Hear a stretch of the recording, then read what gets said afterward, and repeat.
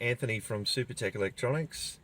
Today we're going to remove a BMW X5 business CD player out of a 2004 X5 BMW. So pretty straightforward. This one, all you've got to do is remove the volume knob, and then you get a 2mm Allen key and you put it in. You just zoom in down there, you can see there is a little hole down there to put the Allen key. Put the Allen key in the hole. You just do 1/4 of a turn and pull out on it, and out it comes. Now just that mechanism on the side, so you can see, it really is pretty straightforward to do.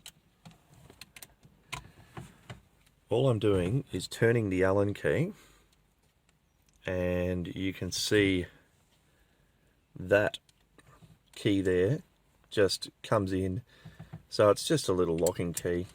Turn it, what is that, anti-clockwise, and the key comes out. So then once it's out, you can remove this. You don't have to, but I'll show you how easy it is. I tend to do it so we don't damage dashes and things like that. So you just push that section of the plug in, grey thing comes out, and then this is gone. Then you can see there's 2 Allen key points here and here. We need a 2.5mm Allen key for that. And basically you untwist these Allen keys, probably about 8 turns, something like that, 8 to 10 turns.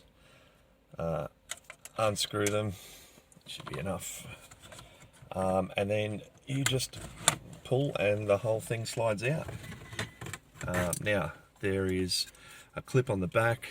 You've got to push this section of the plastic clip in before you pull it out, and then here that is clipped in, so you got to push in down the bottom, and then it's like a hinged clip, and that pulls out. There's the radio, the Allen key. The Allen keys on the side. What you're doing is you're loosening off the Allen keys, and that little thing goes all the way to the end, and it stops, because as you tighten up the Allen keys, it comes out and it clamps into the dash. Pull this out, your unit's ready to send to Supertech Electronics.